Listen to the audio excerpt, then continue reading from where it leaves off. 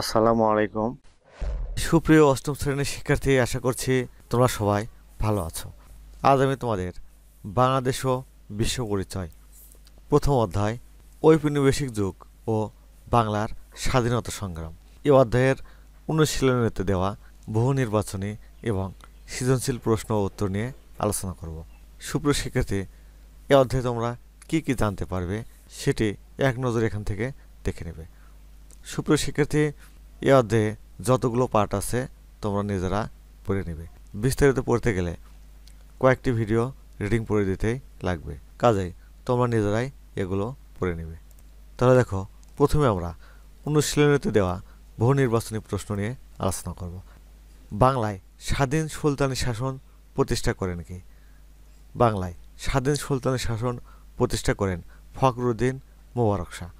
শশাঙ্কের মৃত্যুর পর 100 বছরকে মাৎসর্যের যুগ বলা হয়, কারণ তখন 1 নাম্বার সর্বত্র বিশৃঙ্খলা বিরাজ করত, 2 নাম্বার বড় মাছ ছোট ছোট মাছকে ধরে খেয়ে ফেলত, 3 নাম্বার শাসকবর্গ সুশাসনে অক্ষম ছিল।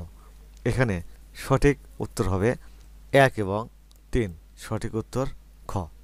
তারপর এখানে একটি উদ্দীপক দেওয়া আছে, এই উদ্দীপক পড়ে 3 এবং 4 নম্বর প্রশ্নের উত্তর দিতে হবে।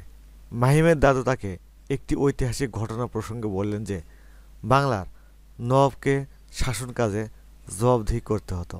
তাকে এ কাজে অর্থের জন্য অন্য একটি কর্তৃপক্ষের মুখাপেক্ষী হতে হতো। মাহিমের দাদুর বর্ণিত ঘটনায় কোন শাসনের চিত্র প্রতিফলিত হয়েছে? দ্বৈত শাসন। 4 নম্বর বর্ণিত ঘটনার ফলে 1 নম্বর দেশের অর্থনৈতিক সমৃদ্ধি ঘটে, 2 নম্বর জনগণ দারুণভাবে ক্ষতিগ্রস্ত হয়, 3 নম্বর জনগণের মধ্যে বিদ্রোহী মনোভাব জেগে ওঠে। সঠিক উত্তর গ। তারপর দেখো, এখানে একটি সৃজনশীল প্রশ্ন দেওয়া আছে। চলো এই সৃজনশীল প্রশ্ন এবং উত্তর আমরা আমাদের নোট থেকে দেখে নেব। নবীনপুর শিক্ষা দীক্ষায় পিছিয়ে থাকার ফলে এলাকাবাসী সব ক্ষেত্রে পিছিয়ে ছিল। উক্ত এলাকায় স্থানীয় প্রভাবশালী ও সম্পদশালী এক ব্যক্তির উদ্যোগে একটি প্রাথমিক বিদ্যালয়, একটি মাধ্যমিক বিদ্যালয় ও একটি কলেজ প্রতিষ্ঠিত হয়। ধীরে ধীরে এলাকার মানুষের মধ্যে শিক্ষার আলো প্রজ্বলিত হয়। কয়েক বছরের ব্যবধানে উক্ত এলাকার মানুষ সমাজ সচেতন হয়ে ওঠে। এলাকার শিক্ষিত উন্নয়ন কর্মী রায়হানা নারী শিক্ষা, মানবাধিকার, মৌলিক অধিকার ইত্যাদি বিষয়ে এলাকাবাসীকে সচেতন করে তোলেন। ক নাম্বার ভারতের প্রথম ভাইসরয় নিযুক্ত হন কে? খ নাম্বার 1176 সনে এদেশে মারাত্মক দুর্ভিক্ষ দেখা দেয় কেন? গ নাম্বার উদ্দীপকে বর্ণিত পরিস্থিতির মতো ঊনবিংশ শতাব্দীতে বাংলায় কিসের উদ্ভব ঘটেছিল ব্যাখ্যা করো। ঘ নাম্বার রায়হানার মতো উন্নয়ন কর্মীদের উদ্যোগের ফলেই ভারতের স্বাধীনতার পথ সুগম করে উক্তিটির যথার্থতা নিরূপণ করো। সুপ্রশিক্ষার্থী, দেখো, তোমাদের প্রথম প্রশ্নের জন্য নম্বর থাকবে 1, দ্বিতীয় প্রশ্নের জন্য নাম্বার থাকবে 2, তৃতীয় প্রশ্নের জন্য নাম্বার থাকবে 3 এবং চতুর্থ প্রশ্নের জন্য নাম্বার থাকবে 4। চলো এখন আমরা এই প্রশ্নের উত্তরগুলো দেখে নিই। ক নাম্বার দেখো, ভারতের প্রথম ভাইসরয় নিযুক্ত হন কে? ভারতের প্রথম ভাইসরয় নিযুক্ত হন লর্ড ক্যানিং। তারপর বাংলা 1176 সনে এদেশে মারাত্মক দুর্ভিক্ষ দেখা দেয় কেন? উত্তর দেখো, রাজস্ব আদায়ের ক্ষেত্রে অতিরিক্ত কর আরোপ এবং পরপর 3 বছর অনাবৃষ্টির ফলে বাংলা 1176 সনে মারাত্মক দুর্ভিক্ষ দেখা দেয়। লর্ড ক্লাইভ প্রবর্তিত দ্বৈত শাসন প্রতিষ্ঠার ফলে রাজস্ব আদায়ের দায়িত্ব পেয়ে ইংরেজরা প্রজাদের উপর অতিরিক্ত করের বোঝা চাপিয়ে দেয়। এছাড়া 1768 সাল থেকে পরপর 3 বছর অনাবৃষ্টি দেখা দেয়। মূলত এ দুটি কারণে বাংলা 1176 সনে এদেশে মারাত্মক দুর্ভিক্ষ দেখা দেয়। উদ্দীপকে বর্ণিত পরিস্থিতির মতো ঊনবিংশ শতাব্দীতে বাংলায় কিসের উদ্ভব ঘটেছিল ব্যাখ্যা করো।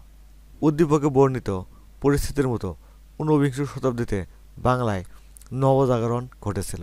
1757 সালে পলাশীর যুদ্ধের পর ইংরেজরা এদেশের শাসনকালে তাদের আধিপত্য বিস্তার করতে শুরু করে। শাসন পাকাপোক্ত করার জন্য তারা দেশীয়দের মধ্য থেকে ইংরেজি শিক্ষায় শিক্ষিত অনুগত শ্রেণী তৈরিতেও মনোযোগ দেয়। এতে আধুনিক শিক্ষার সংস্পর্শে স্থানীয় মানুষের মধ্যে নবচেতনাও জাগ্রত হয়। এছাড়া ইংরেজদের প্রতিষ্ঠিত বিভিন্ন শিক্ষা প্রতিষ্ঠানকে কেন্দ্র করে মানুষের মধ্যে নতুন চেতনার এখানে হবে স্ফুরণ ঘটতে থাকে, যা বাংলায় নবজাগরণের সূচনা করে। উদ্দীপকের নবীনপুর এলাকায় স্থানীয় প্রভাবশালী ও সম্পদশালী এক ব্যক্তির উদ্যোগে একটি প্রাথমিক বিদ্যালয়, একটি মাধ্যমিক বিদ্যালয় ও একটি কলেজ প্রতিষ্ঠিত হয়।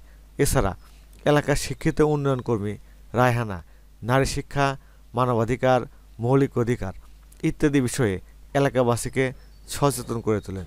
এ পরিস্থিতির সাথে ঊনবিংশ শতাব্দীর বাংলার নবজাগরণের মিল পাওয়া যায়। তারপর দেখো, রায়হানার মতো উন্নয়ন কর্মীদের উদ্যোগের ফলে ভারতের স্বাধীনতার পথ সুগম করে। উক্তিটির যথার্থতা নিরূপণ করো। উত্তর, রায়হানার মতো উন্নয়ন কর্মীদের উদ্যোগের ফলে ভারতের স্বাধীনতার পথ সুগম করে। উক্তিটি যথার্থ। ঊনবিংশ শতাব্দীতে ব্রিটিশ শাসকদের শোষণের বেড়াজাল ছিন্ন করে নবজাগরণের উন্মেষ ঘটাতে কিছু শিক্ষিত সংবেদনশীল মানুষ এগিয়ে আসেন। সমাজের অনাচার নিয়ে আত্মসমালোচনার পাশাপাশি শাসকদের অবিচারের বিরুদ্ধেও তারা কঠোর ভাষায় সমালোচনা মুখর হন। তাদের নির্দেশিত পথেই ভারতের স্বাধীনতা অর্জিত হয়। উদ্দীপকে একজন উন্নয়ন কর্মী হিসেবে রায়হানা এলাকাবাসীকে নারী শিক্ষা, মানবাধিকার, মৌলিক অধিকার ইত্যাদি বিষয়ে সচেতন করে তোলেন।